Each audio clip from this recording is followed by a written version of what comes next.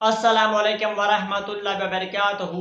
आज एक और बेहतरीन वीडियो के साथ आप भाइयों के सामने हाजिर हूँ। आज का टॉपिक है मस्जिद में बच्चों को लाना, मस्जिद में खाना पीना, मस्जिद में सोना इस्लाम के पॉइंट ऑफ व्यू से कैसा है। आज हम जानेंगे मोहम्मद मिर्जा के इस बयान में।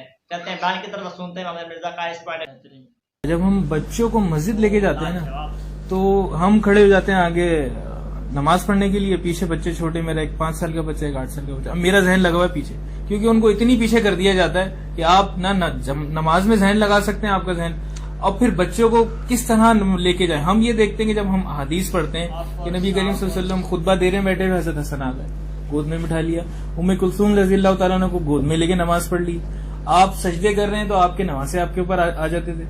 यहाँ पर तो मस्जिद से दूर कर दिया जाता है बच्चों को, और ये एक हदीस बताई जाती है कि पागलों और बच्चों को मस्जिद से दूर रखो। तो आप ये बताइए ये क्या है?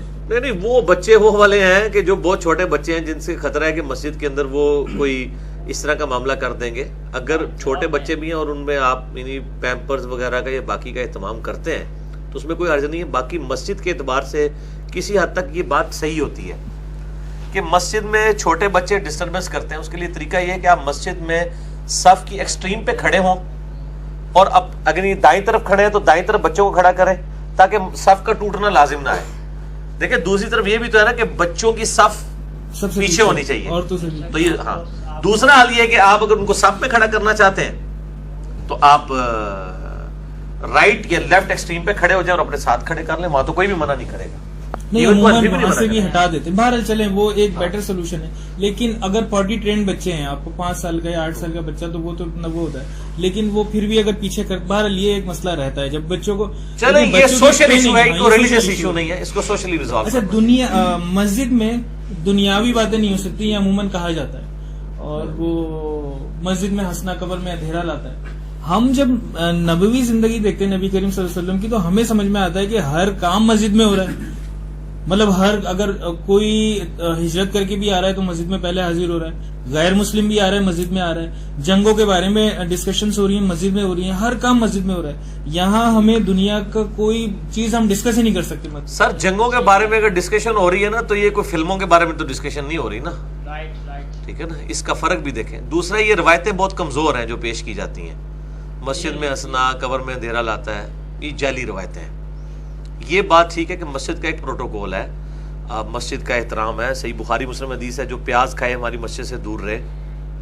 तो जाहिर है कि मस्जिद में उसकी यानी आपने सफाई का एहतमाम करना है। और एतकाफ वाले जिस तरह उधम मचाते हैं मस्जिदों के अंदर, वो तो इस चीज़ की मुतकाजी है कि इन चीज़ों के ऊपर एम्फसाइज किया जाए कि मस्जिद का एहतराम होना चाहिए, और मस्जिद की सफाई। और सिर्फ मस्जिद में जहाँ नमाज पढ़ी जाती है उसकी सफाई नहीं, मस्जिद का टॉयलेट भी साफ रखना चाहिए। लोग समझते हैं टॉयलेट जो है ये इसमें खैर है, मस्जिद के टॉयलेट को भी सही तरीके से साफ ना करना, एक बंदे ने यूज किया है, वो भी गुनाहगार हो रहा है। ज़ाहिर है वो लोगों को तकलीफ दे रहा है। मस्जिद में बैठकर किस किस्म की बातें करना जायज है? मस्जिद में हर वो बात करना जायज है कि जो शरी यानी हुदूद के अंदर जायज है।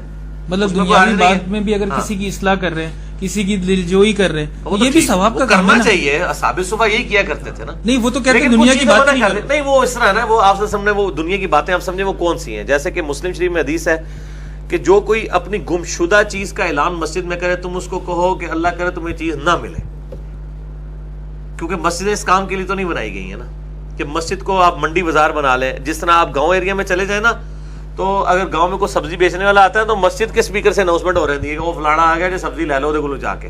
तो मस्जिद को फिर इस तरह तो ना उसको एक अमाजगा बना लिया जाए, इस हवाले से उसका प्रोटोकॉल डेकोरम बरकरार तो रहना चाहिए। अच्छा, मस्जिद में खाना पीना कर सकते हैं? हाँ, कर सकते हैं, क्यों नहीं कर सकते। अच्छा, ये सारी चीजें तो मना होती हैं मस्जिद में, बाहर मना आपके लिए होती है। उलमा देखें मस्जिद में खा रहे होते हैं बैठ के, तो सही है, अब आपके लिए मना है ना यार। ये सारी आप डिग्री ले जाके उलमा से, ये सारी चीजें हलाल हो जाती हैं उस वक्त जब आप मस्जिद के अंदर दाखिल हो और कह दें नवईतु सुन्नत। ओ ये तो जाली बातें इन्होंने बनाई हुई है। नवईतु सुन्नत अल इत्काफ कहने से क्या है, जब आप मस्जिद के अंदर दाखिल हो रहे हैं, मस्जिद में आप जितना वक्त गुजारते हैं वो इत्काफ में ऑटोमेटिकली शुमार होता है। आप वुजू करते हुए कहते हैं नियत करता हूँ इस वुजू की खास वास्ते इशा की नमाज के, वो जो आप कर रहे हैं उसी की तरह। बुखारी मुस्लिम में हदीस है, जो शख्स नमाज के इंतजार में बैठा है गोया वो नमाज में है। अब वो नमाज नहीं पढ़ रहा, सिर्फ वुजू करके मस्जिद में बैठ गया, तो नबी सल्लल्लाहु अलैहि वसल्लम क्या फरमा रहे हैं, वो नमाज की हालत में। इस तरह एक बंदा मस्जिद में आ गया है तो वो इत्काफ में खुद ब खुद उसको सवाब मस्जिद में बैठने का मिल रहा है। جو بخاری مسلم میں حدیث ہے کہ 7 لوگوں کو اللہ کے عرش کا سایہ نصیب ہوگا، اس میں سے ایک یہ ہے کہ جس کا دل مسجد میں اٹک رہا ہو. مسجد میں خود بیٹھنا ایک بہت بڑی عبادت ہے، اور مسجد میں بیٹھنے کے لیے باوضو ہونا بھی ضروری کوئی نہیں ہے. ہاں غسل والا معاملہ ہے کہ بے غسلہ مسجد میں نہیں رہ سکتا. وہی نا کہ 3 چیزیں مثال کے طور پہ کھانا، سونا، دنیاوی باتیں کرنا ناجائز تھی، حرام تھی. آپ نے کہا نہ وہی تو سنت لیتے کہ آپ ساری چیزیں جائز ہو. وہ یہ تو انہوں نے بنایا نا دعوت اسلامی والوں نے، اس کے بغیر ہی جائز ہے، لیکن مسجد کا احترام بھی ہو نا.